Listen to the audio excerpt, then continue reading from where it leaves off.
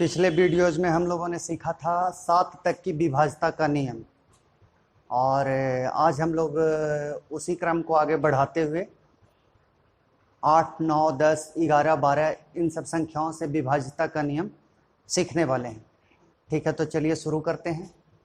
सबसे पहले हम आज 8 से विभाज्यता का नियम, कौन कौन सी संख्याएं हैं जो 8 से विभाज्य होगी, या दी गई संख्या को हम कैसे पहचानेंगे कि दी गई संख्या हमारे सामने जो है संख्याएं वो 8 से पूर्ण विभाजित है। जब भी कोई संख्या, जो भी संख्याएं बनी होंगी, सपोज डेट आपके सामने कुछ इस प्रकार की संख्याएं होंगी 7, 6, 8, 9, 2, 8, 8। ठीक है, तो हमने 4 का विभाज्यता का नियम पढ़ रखा है कि दी गई संख्या का 4 की विभाज्यता का नियम क्या पढ़े थे कि दी गई संख्या का अंतिम 2 अंक यदि 4 से विभाज्य हो तो पूरी संख्या 4 से विभाज्य होती है।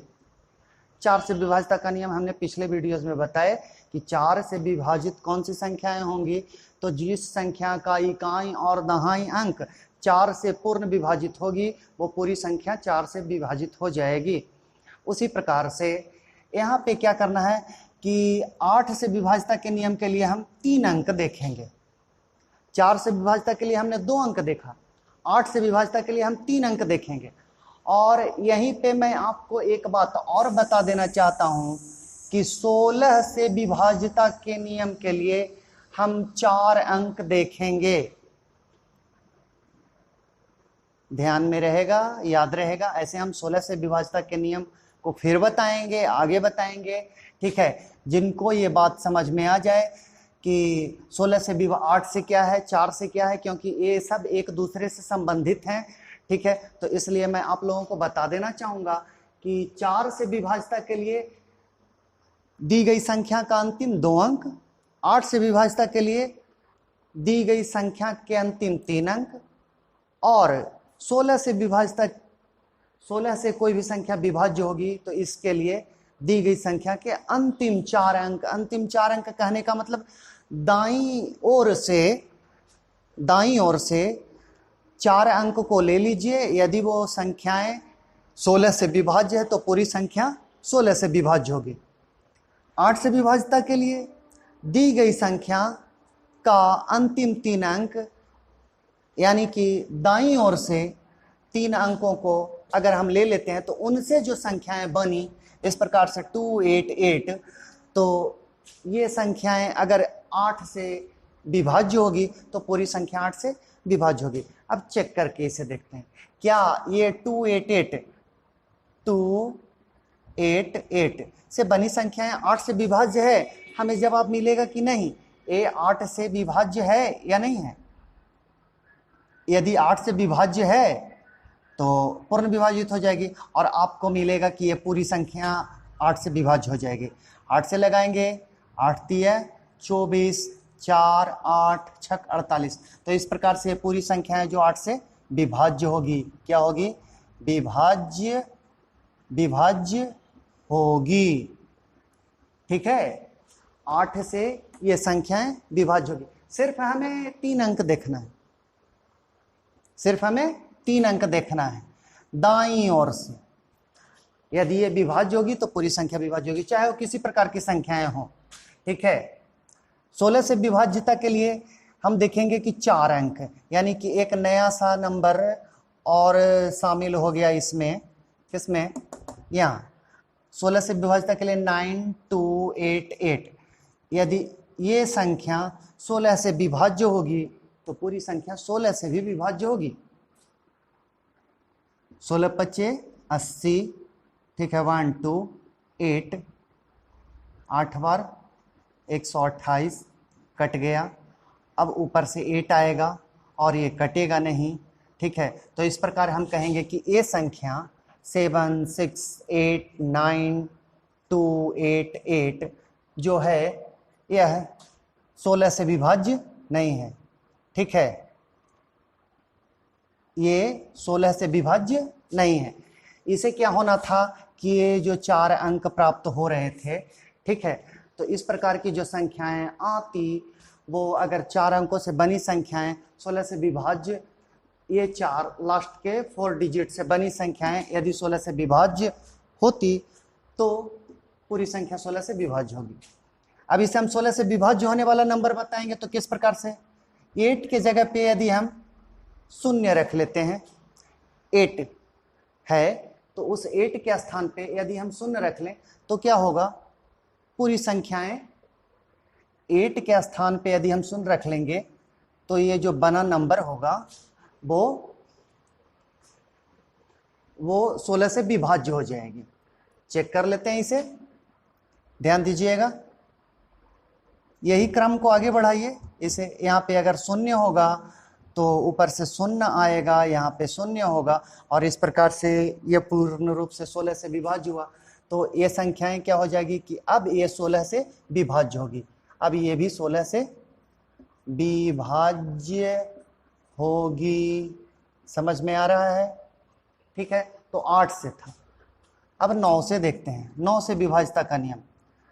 9 से विभाज्यता का नियम, 9 से भी विभाज्यता का नियम का वही कहानी है जो हमने 3 से विभाज्यता के नियम के लिए सीख रखा था। 9 से विभाज्यता के नियम के लिए क्या है, तो 3 से विभाज्यता के लिए नियम क्या थे।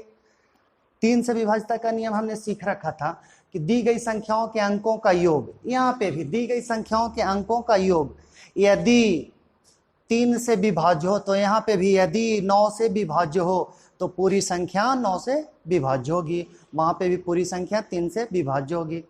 ठीक है, मतलब कहने का साफ है कि अंकों का योग यदि जो प्राप्त होगा, जो भी संख्याएं दी जाए, हमारे पास एक संख्या ऐसे है 7 6 8 9 2 8 7, इस प्रकार की एक संख्या है। क्या यह संख्या 9 से विभाज्य है या नहीं है, तो हम उसी प्रकार की कहानी अपनाएंगे। 7 + 6 + 8 + 9 + 2 + 8 + 7, और ये जो योग प्राप्त होगा वो 9 से विभाज्य है या नहीं, करके देख लेते हैं। ठीक है, 7 6 13, 13 8 21, 21 और 9 30, 30 2 32, 32 8 40, 40 और 7 47। ठीक है, हमारे पास योग कितना आ रहा है इनका योग करने के बाद, ठीक है, 47 आ रहा है। योग कितना आ रहा है, 47। अभी हमने निकाला योग कितना है, 47, और जो 47 है वो 9 से नहीं कटता है, नहीं भाग जाता है, नहीं भाग लगता है। ठीक है, किंतु यदि इसका कोई भी नंबर 2 कम कर लिया जाए, यदि ये योग या तो 45 होता, ठीक है, अगर ये योग हमारे सामने 45 अगर होता तो हम कहते कि पूरी संख्या 9 से विभाज्य होगी। कैसे, 45 लाने के लिए हम किसी को 2 कम कर लेंगे। 47 था तो 45 लाने के लिए या तो 2 को 0 कर लें, ठीक है, या तो 9 को 7 कर लें, या 7 को 5 कर लें। हम यही काम करते हैं, इस 7 को 5 कर लेते हैं, इस 7 को 5 कर लेते हैं। अब हमारे पास जो योग आएगा वो कितना हो जाएगा, 45, और 45 है जो 9 से विभक्त है, 9 से विभाज्य है। तो 9 से विभाज्य, तो ये पूरी संख्या जो होगी वो 9 से विभाज्य होगी। समझ रहे हैं, 9 से विभाज्य होगी। इसी प्रकार और भी जो भी संख्याएं आएंगी तो हम इसी प्रकार से चेक करेंगे, दी गई संख्याओं के अंकों का योग, और यदि योग है जो 9 से विभाज्य होगा तो पूरी संख्या 9 से विभाज्य होगी। नेक्स्ट बढ़ते हैं 10 से विभाज्यता का नियम। 10 से विभाज्यता का नियम भी बिल्कुल आसान है। जिस प्रकार से 5 से विभाज्यता का नियम आसान था तो उसी प्रकार से 10 भी आसान है। ठीक है, 10 से विभाज्यता के नियम के लिए हमारे पास इकाई अंक 0 होना चाहिए। क्या, इकाई अंक 0 हो। इकाई अंक कितना होना चाहिए, 0। अगर इकाई अंक 0 होगा, समझ रहे हैं, इकाई अंक 0 हो, ठीक है, जिस संख्या का इकाई अंक शून्य होगा वह संख्या 10 से हमेशा विभाज्य होगी। ये सब लोग समझते हैं। 2, 8, 6, 5, 4, 3, इधर कोई भी नंबर हो, लेकिन लास्ट डिजिट यूनिट नंबर, ठीक है, यूनिट डिजिट इसका होना चाहिए कितना? शून्य।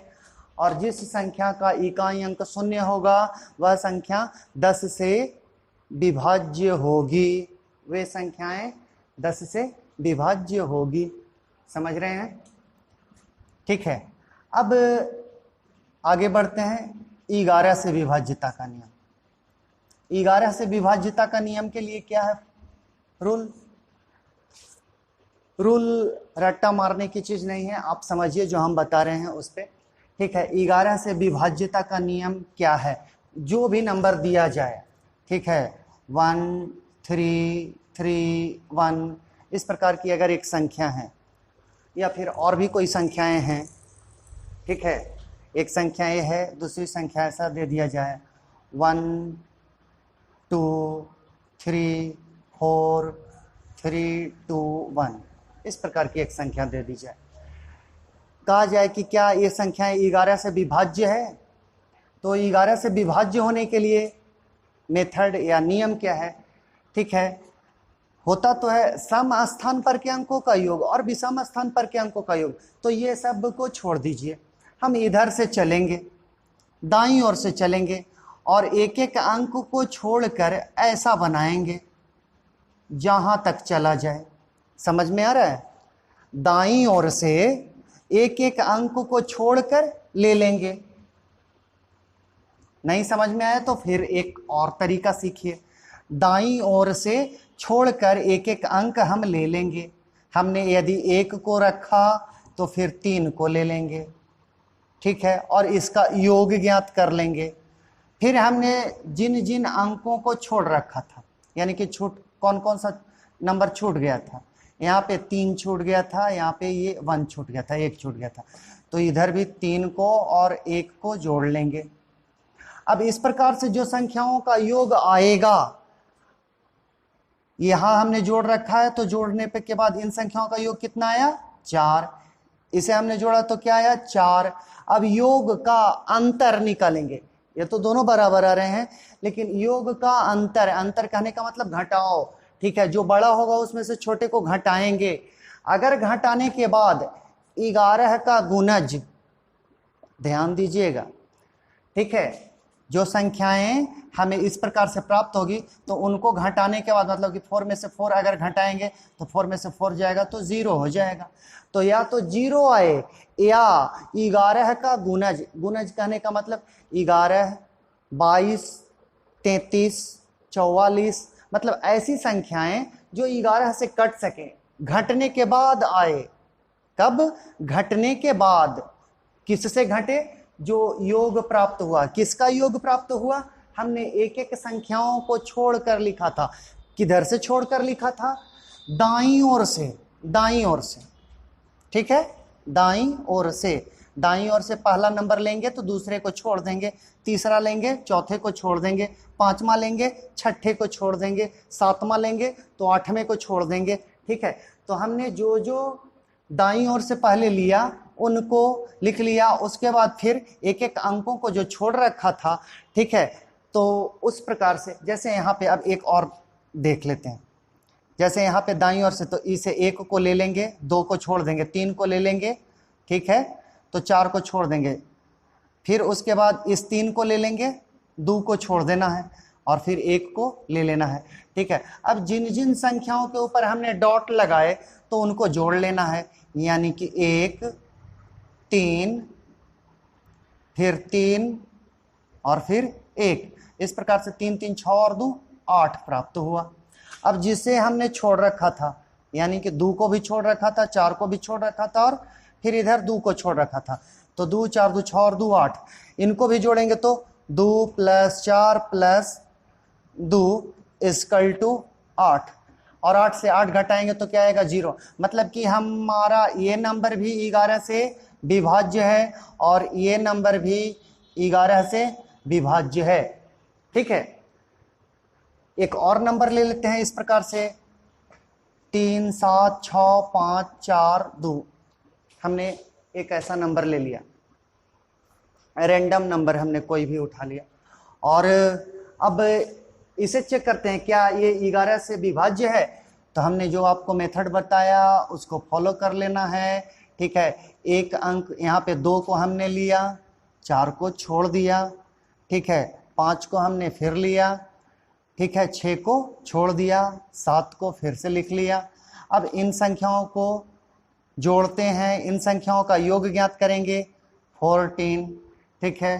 फिर जिन संख्याओं को हमने छोड़ रखा था 4 6 3, और इनका योग निकालेंगे तो 6 4 10, 10 और 3 13, ठीक है। अब बड़ी संख्या से छोटी संख्या को यानी कि 14 से 13 को घटाएंगे, तो 14 से 13 को घटाएंगे तो हमारे पास 1 प्राप्त होगा, हमें 1 प्राप्त होगा। अब 1 ना तो 0 के बराबर है, मतलब 1 आ रहा है तो 0 तो है नहीं, और दूसरा और भी कोई कंडीशन, तो हाँ जी 11 का गुणज है, 1 11 का गुणज भी नहीं है। तो इस प्रकार से हम कहेंगे कि ये संख्या जो है वो 11 से विभाज्य नहीं है, ये संख्याएं 11 से विभाज्य नहीं है, ठीक है। 11 तक की विभाज्यता का नियम हमने आप लोगों को बताया, और 12 के बाद या 12 से हम अगले वीडियोस में बताएंगे। इसको आप लोग दोहराएं, रिपीट करें, और जो समस्या हो तो कमेंट्स बॉक्स में लिखकर बताएं। जय हिंद।